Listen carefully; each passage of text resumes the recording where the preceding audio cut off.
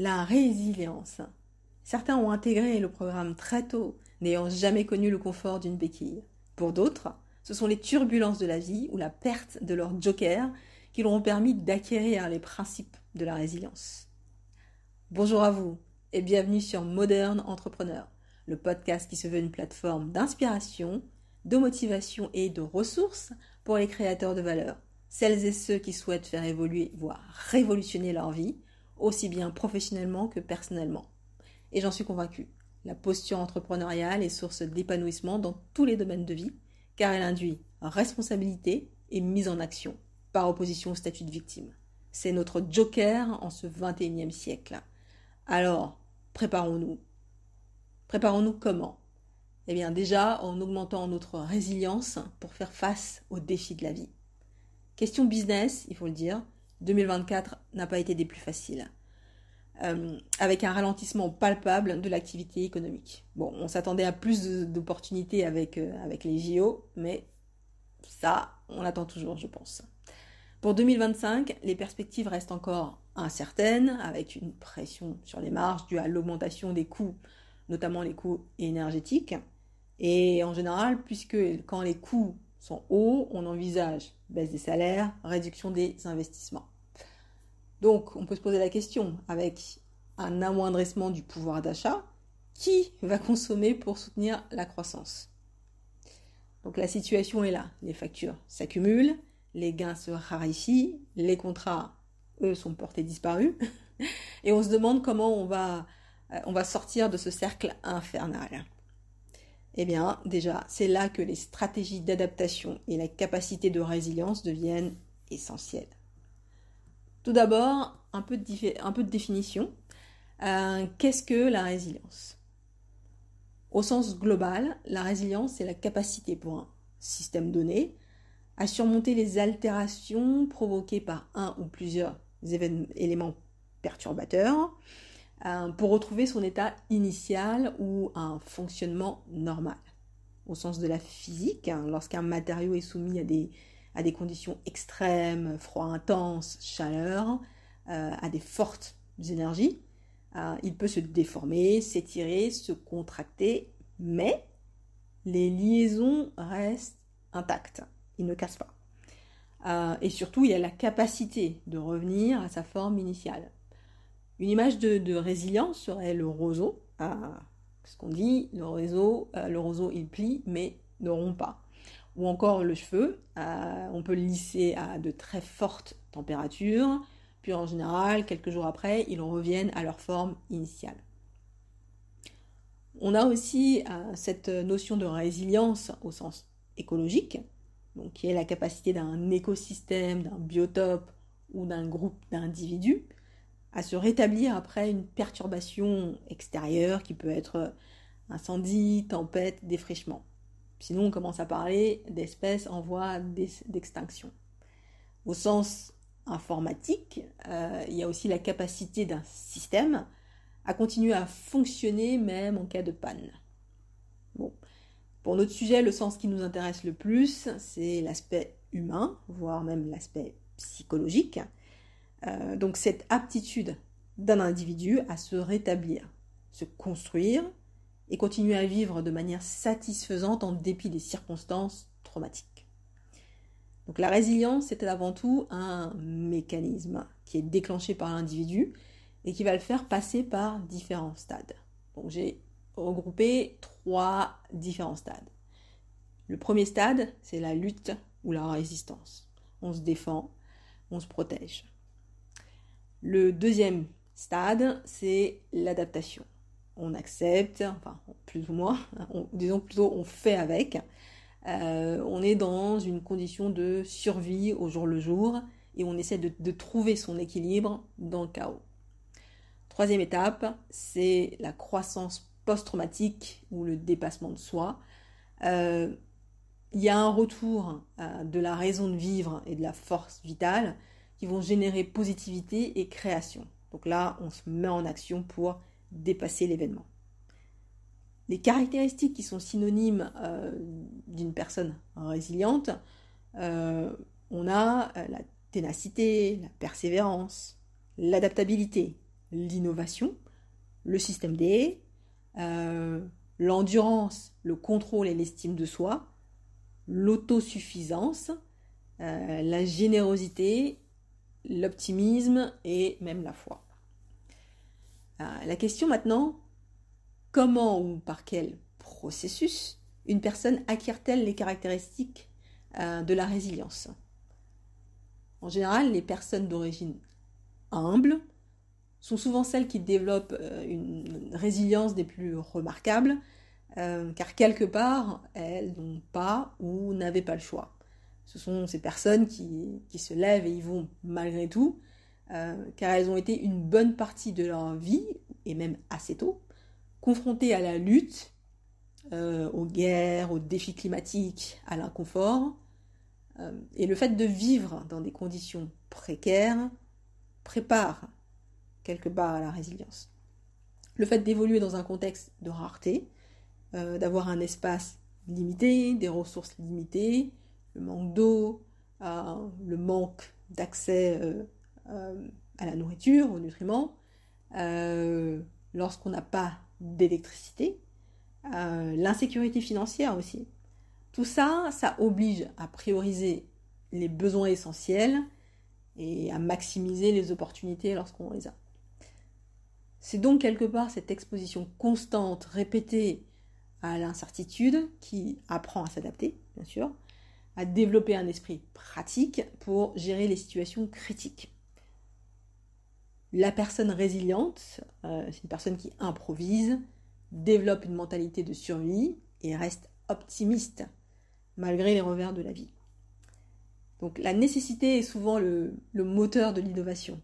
Ça permet de développer une incroyable ingéniosité pour surmonter les obstacles, comme nous le montrent les nombreux entrepreneurs ou les leaders qui ont commencé avec très peu. D'ailleurs, les personnalités qu'on nous présente comme résilientes en général, c'est pas seulement des personnes qui ont vécu un voire plusieurs événements traumatiques, mais ce sont surtout des personnes qui présentent une grande différence avec leur point de départ. Lorsqu'on découvre leur histoire, on est souvent surpris, à l'image de l'histoire d'Oprah Winfrey. Ça donne envie de dire, mais comment tu es encore ici? Si j'avais été à ta place, je ne suis pas sûre que j'aurais tenu le coup. C'est un peu l'effet que ça m'a fait lorsque j'ai recherché des bios de personnes résilientes à titre de référence. Donc parmi eux, parmi les athlètes, on a Philippe Croizon. Donc il a été amputé des quatre membres à la suite d'un accident en 1994. Et il a utilisé sa force mentale pour surmonter cette épreuve traumatisante, oui, et accomplir des exploits extraordinaires tels que la traversée de la Manche à la nage, le rallye Dakar, et il a même une candidature pour être spationaute, qui a été validée par Elon Musk. Son message à Philippe Croizon, c'est « Osez, tentez votre chance, ne vivez pas de regrets ». Et sa devise, tout est possible. Voilà. Deuxième exemple, toujours parmi les athlètes, on a Bethany Hamilton, qui est surfeuse professionnelle. Et cette dame a repris la compétition 1 an après avoir perdu son bras gauche lors d'une attaque de requin en 2003. Je sais pas, moi ça me fait des frissons dans le dos. Donc voilà un autre modèle de détermination. Dans le cas des violences sexuelles, on a pléthore de femmes qui sont des exemples de résilience. J'ai sélectionné Nadia Mourak, qui est originaire d'Irak, de la communauté yézidi, et qui a passé 11 ans de sa vie dans les mains de Daesh. Donc elle a été battue, violée, elle a vu ses 6 frères et sœurs tués sous ses yeux, et elle a trouvé le courage, après ces 11 ans, de s'enfuir pour se réfugier en Allemagne. Aujourd'hui, elle se bat pour que les crimes commis sur les minorités soient reconnus. Et je dirais même plus, avec tous les conflits armés qui sont en cours dans le monde, il y en a beaucoup, de nombreuses femmes continuent d'avancer, que ce soit pour elles-mêmes ou surtout même pour leurs enfants. Au niveau environnemental, j'ai cité Wangari Maathai, ou la femme qui plantait des arbres, comme on l'appelle. Elle incarne la résilience aussi bien au niveau environnemental, politique que social. Son histoire, c'est face à des décennies de déforestation et de dégradation de l'environnement au Kenya. Elle a lancé le mouvement Green Belt dans les années 70 et ce programme a permis de planter des millions d'arbres en Afrique pour lutter contre l'érosion des sols, préserver les ressources naturelles et autonomiser les femmes rurales.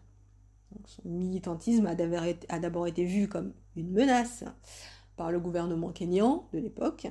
Elle a été jetée en prison, battue, humiliée publiquement, mais elle n'a jamais renoncé à ses idéaux qui ont aujourd'hui encore un impact durable. Côté business, on a l'exemple de Steve Jobs, cofondateur d'Apple, qui lui a été évincé de sa propre société en 1985. Il a rebondi en créant Next et en rachetant Pixar, avant de revenir triomphalement au sein d'Apple en 1997. Et c'est sous cette direction qu'Apple est devenu le mastodonte qu'on connaît aujourd'hui, l'une des entreprises les plus valorisées au monde. Autre exemple en business, Aliko Dangote du Nigeria, qui lui est un modèle de persévérance entrepreneuriale aussi, malgré les défis économiques, sociaux et politiques du continent.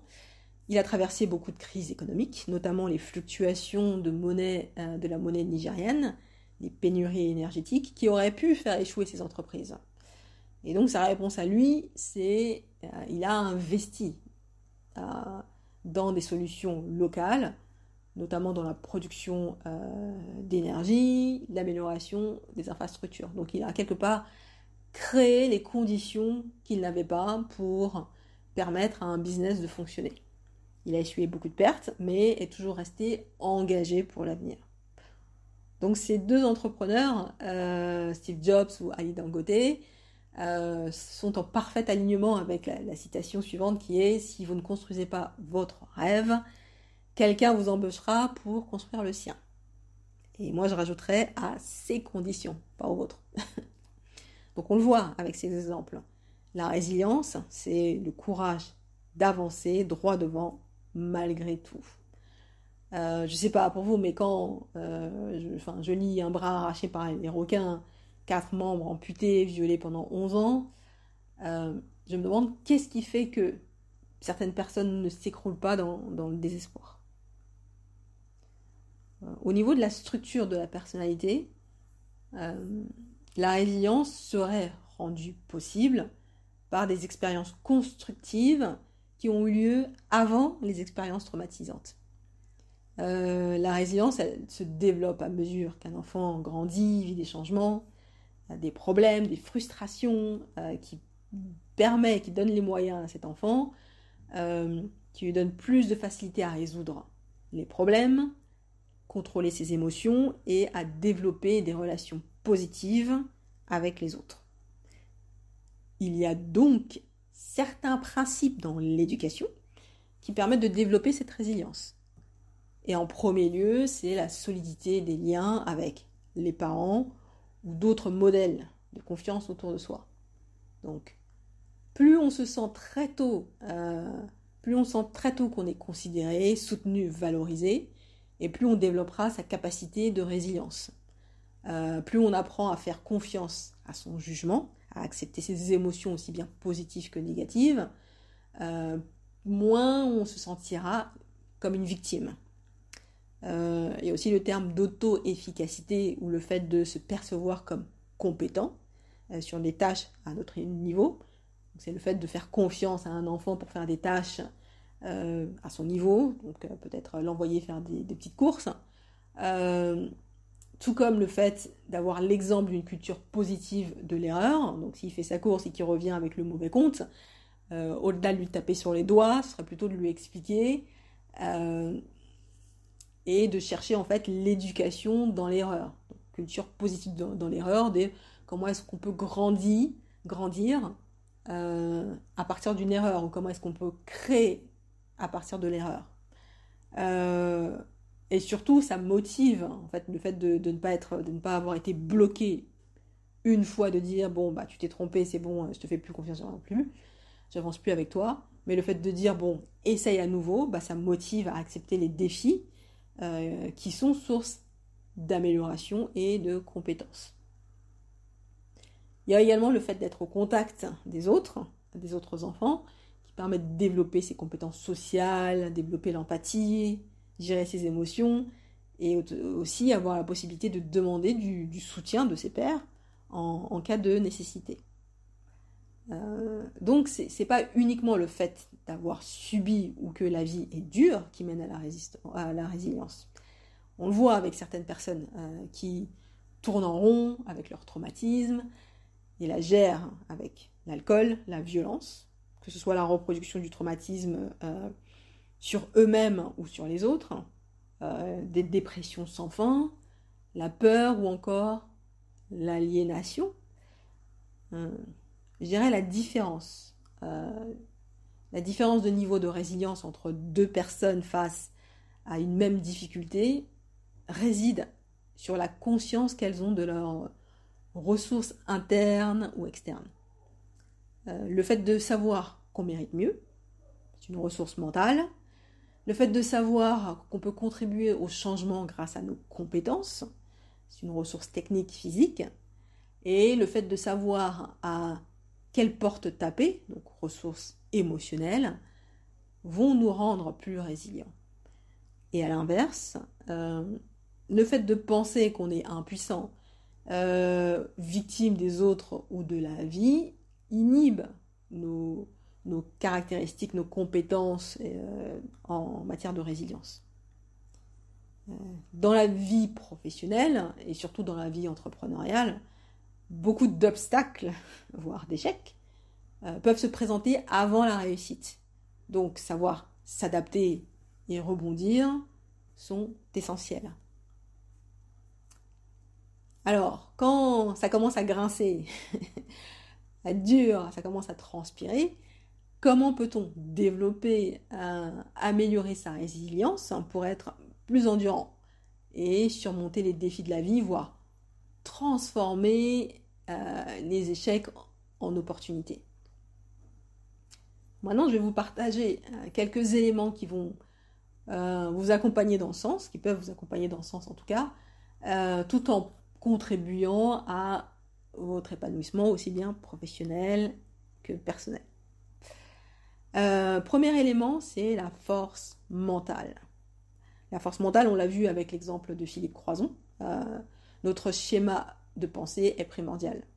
Il est très important d'adopter une mentalité qui favorise la croissance, qui nous pousse vers l'avant, qui est motivante.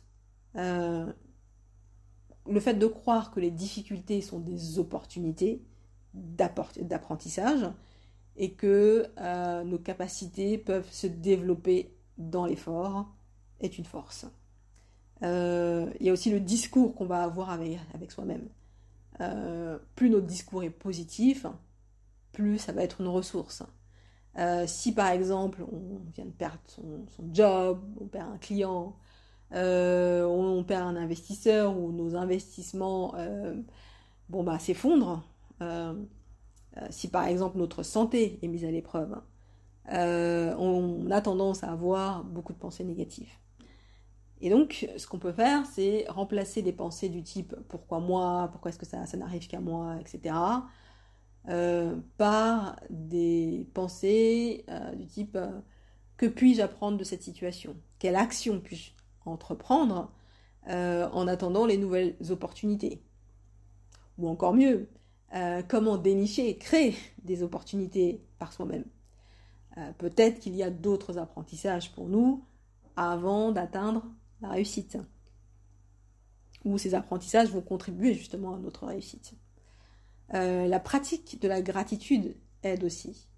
C'est le fait d'identifier régulièrement des aspects positifs de notre vie qui permettent de relativiser. Donc certes, j'ai pas ça, j'ai pas encore réussi ça, mais j'ai une maison, j'ai un toit sur la tête, Ça peut paraître anodin, mais quand par le temps qu'il fait, quand il neige, quand il pleut tout le temps, on voit les gens dehors, sous les ponts, etc. Euh, Si vraiment on se projetait toute une nuit en fait dans cette condition, je pense qu'on réaliserait plus. Euh, donc le fait de noter matin, soir, 3 ou 5 choses pour lesquelles vous êtes heureux, reconnaissant, je disais, pour votre maison, votre partenaire, vos ressources, ça donne aussi plus de force.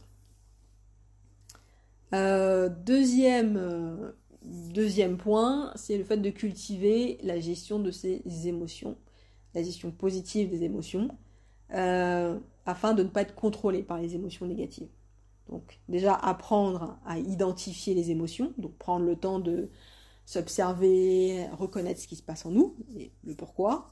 Donc il y a le journal émotionnel dont j'avais parlé dans l'épisode précédent, qui peut aussi aider, donc aller dans le sens de détecter l'émotion, l'accepter, la nommer, libérer l'émotion. Il y a aussi les techniques de relaxation qui nous permettent de gérer les émotions, gérer le stress, comme les techniques de respiration profonde. Il y a la cohérence cardiaque qui est en général de prendre le temps de respirer à peu près 3 fois par jour et de faire à chaque fois 6 cycles de respiration. Sur une trame, j'inspire peut-être sur 4 temps, je bloque sur 5 temps, j'expire sur 6 temps, je bloque sur 5 temps. On peut aussi tester bien sûr la méditation, le yoga, la marche, la boxe, pourquoi pas. Donc tout ce qu'il faut pour vider le stress. S'exprimer également est très important. Partager ses pensées, ses émotions, ses sentiments avec des proches ou un thérapeute, afin de faire baisser la pression. Il y a aussi le fait d'aller dans les bois crier, voire même dans un stade vide, qui sont aussi des bonnes techniques de libération. Enfin voilà, il y a pléthore de techniques pour gérer le stress, mais le fait de faire baisser la charge psychologique est très importante pour tout entrepreneur et même tout individu simplement. Voilà, ça permet de maintenir ses efforts et de s'adapter plus facilement au revers de la vie. Il y a également le fait d'apprendre à se valider soi-même. Je disais le discours positif, mais le fait d'être, ce qu'on dit, son cheerleader, sa pom-pom girl, reconnaître ses talents. Ne pas attendre que ça vienne uniquement des autres, mais de pouvoir reconnaître j'ai bien fait, j'ai réussi ça, bravo, je suis fière de moi. Ça aussi, c'est important de se reconnaître soi-même et de se dire les choses positivement. Troisième point, renforcer ses ressources internes. On renforce ses ressources internes, donc là en termes de compétences, en se fixant des objectifs, donc une cadence.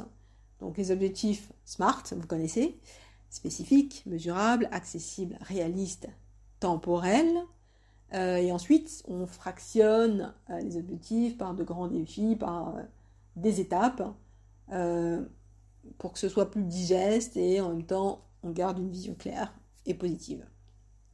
Se lancer dans des nouveaux projets, ça permet de développer la confiance en soi. Donc, il faut se rappeler que les réussites passées vont renforcer en fait nos capacités en fait à affronter l'avenir. La résilience, dans le cas où vous avez des nouveaux projets et que vous avez peut-être peur de repousser 1 cran, voire 3 crans au-dessus et en vous disant que c'est un peu difficile. Mais il faut aussi noter que c'est là où se situe le développement de nouvelles compétences. Donc si on est un peu inquiet de prendre de nouvelles compétences ou des choses qu'on estime un peu plus inaccessibles, c'est bien de se remémorer le passé, les événements où on s'est débrouillé, on a réussi des choses qui n'étaient pas forcément évidentes, et de se demander sur quelles ressources j'ai pu compter. Ressources, ça peut être ressources internes nous-mêmes, nos compétences, l'apprentissage ou également les gens autour. Donc sur quelles ressources on a pu compter pour pouvoir réussir. Donc ça permettra quelque part de prendre confiance. Également, une ressource importante qui est la santé. Très important de prendre soin de sa santé. Si on est quelqu'un qui dort assez mal ou qui n'a pas son compte de sommeil, il est important de prendre le temps de temps en temps pour faire du rattrapage. Parce que si on est, on va dire, insomniaque de manière répétée, ce sera de plus en plus difficile dans le temps de se concentrer pour pouvoir prendre les bonnes décisions. Voilà, donc il y a le sommeil, il y a la bonne hydratation, que ce soit par l'alimentation ou par l'eau. Et bien sûr, ce qu'on a dit, libérer la charge émotionnelle pour être plus fluide. Quatrième point, il y a la création d'un réseau de soutien. Donc, on se rappelle de la phrase « Your network is your net worth ». Votre réseau fait votre valeur. Donc ici, on recherche des relations qui nous encouragent et nous soutiennent, mais également des relations qui peuvent nous emmener plus loin, nous ouvrir des portes, apporter des opportunités, nous connecter avec les bonnes personnes, ou encore nous apporter de nouvelles idées et ouvrir nos perspectives. Donc là, on met ses compétences de communicant au travail afin de construire, développer de bonnes relations. Par exemple, c'est faire ces entretiens qui sont sans enjeu. Donc ça permet de développer son portefeuille, on va dire, de contacts, mais également de se tester soi-même. Ça permet également, on peut aussi aller à quelques after work, tester quelques webinaires. C'est pas toujours très intéressant, mais on peut toujours apprendre quelque chose. Même si le webinaire, on va dire 100%, 10% du webinaire, ça peut être une information qui permet de changer des choses, changer certains aspects de notre travail ou de notre vie. Donc aller essayer les webinaires, essayer de développer ses contacts sur LinkedIn, accepter des invitations que ce soit au brunch ou des marches, on finira toujours par en apprendre un minimum. Et bien sûr, si c'est pas si intéressant que ça, on n'est pas obligé de rester jusqu'au bout et encore moins obligé de revenir. Et puisque on a un super réseau et des relations solides, n'hésitez pas à solliciter soutien et conseils lorsque vous en avez besoin. Le fait de partager ces expériences, de parler de nos difficultés, d'écouter celles des autres qui permet de relativiser, qui permet de dire bon finalement ma situation n'est pas si catastrophique que ça permet d'atterrir quelque part. Et il y a aussi la notion de résilience collective. Donc voilà, donc le fait d'avoir un réseau, d'échanger, de partager, c'est également une ressource. Cinquième point, développer des stratégies d'adaptation. Stratégie d'adaptation pour s'adapter, donc là on est proactif, on veut d'abord une vision globale de la situation, avoir une vision claire de notre organisation, de notre activité, connaître les interdépendances, de qui est-ce qu'on on dépend, de qui est-ce qu'on a besoin pour le fonctionnement de notre activité, mais également dans l'activité de qui est-ce que je suis important, qui est dépendant de moi. Donc une fois qu'on a cette vue, on peut prendre des décisions éclairées en s'aidant de tout ce qui est analyse, bien sûr, et après c'est de se focaliser sur ce qui est sur notre contrôle à court terme. Le fait de rester en formation continue pour ajouter de nouvelles cordes à notre arc. Donc aujourd'hui, il y a beaucoup de plateformes de formation, en plus à distance. Donc on a le moyen en fait de se former. Ça peut aussi être un projet en fait, de se dire aujourd'hui je vais apprendre une nouvelle langue, dans 3 mois je vais apprendre de nouvelles compétences, de les planifier et de trouver en fait sur quelle plateforme est-ce que on va pouvoir se former. Pratiquer la résolution de problèmes. Lorsqu'on a un souci, en fait, le fait d'analyser calmement via les analyses des situations difficiles, identifier les options possibles pour choisir la meilleure solution. Une technique simple pour commencer déjà faire la synthèse du problème, c'est le quoi, quand, où, qui, combien, et le plus important qui est le pourquoi. Donc le pourquoi, on peut le décliner 5 fois. Les premières réponses permettront de voir, on va dire, la partie découverte de l'iceberg. Et ensuite, en allant un peu plus loin, ça oblige à trouver d'autres réponses qui sont peut-être on va dire, les raisons officieuses, on va dire un peu plus intimes peut-être. Le fait d'adopter une approche flexible, donc la résilience c'est aussi l'adaptation et l'adaptabilité. Donc une porte est fermée devant soi, c'est c'est de pas avoir peur des portes bloquées, de ne pas avoir peur des non, parce que peut-être à côté il y a un autre passage et une autre porte. Donc c'est ne pas se décourager face à l'imprévu, face au refus. Rester bien sûr pragmatique et toujours backuper ses intuitions par des faits, des rapports, des ratios, des matrices. La question fondamentale restant, est-ce que l'effort vaut le coup? Oui, non. Est-ce que le veau en vaut la chandelle? Si c'est non, next. Il faut savoir couper, passer à autre chose. Et si c'est oui, il faut revoir ses plans, s'investir à fond et voir comment avancer.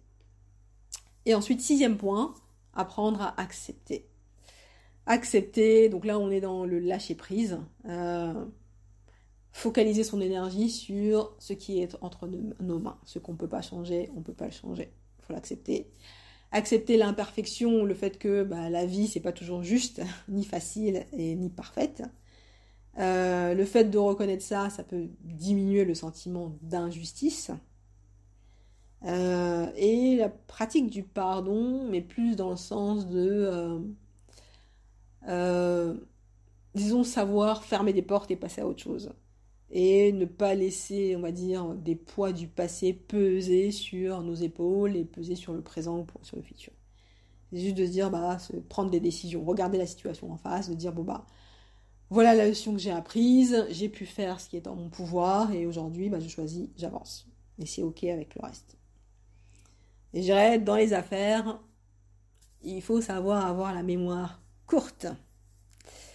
Donc voilà pour ce partage concernant la résilience, qui est donc une qualité essentielle pour toute personne qui cherche à avancer, se projeter dans l'avenir, en dépit de l'adversité, des événements déstabilisants. Il faut de la ténacité et la résilience est fondamentale pour surmonter les obstacles et pouvoir rebondir. Les entrepreneurs résilients, ceux qui arrivent à conserver leur motivation et leur détermination malgré les échecs, parce que c'est on y va malgré tout. Peut-être qu'on pleure le soir, mais demain matin, on se relève. En se disant que l'avenir reste à construire et que on a tout ce qu'il faut pour y contribuer. Voilà. Pour finir, je vais vous proposer une lecture qui est L'obstacle et le chemin de Ryan Holiday, qui est un auteur américain connu, qui a connu un succès international en présentant des exemples de personnalités ayant transformé les épreuves de leur vie en victoire. Donc ça regroupe des perspectives variées sur la résilience, allant de récits personnels inspirants aux conseils pratiques pour surmonter l'adversité. Voilà pour mon partage du jour. J'espère que ça a été nourrissant, nutritif pour vous, que vous avez pu prendre quelques enseignements, quelques informations au passage. Moi, je veux bien de vos nouvelles. Dans quel cas est-ce que vous avez fait preuve d'une résilience importante? On fait tous preuve de résilience, mais il y a des résiliences beaucoup plus, on va dire, impactantes quelquefois dans nos vies. Oui, et est-ce que vous avez d'autres histoires à partager? Commenter, partager, liker. Voilà. Et j'espère à bientôt avec de nouveaux partages. Merci à vous.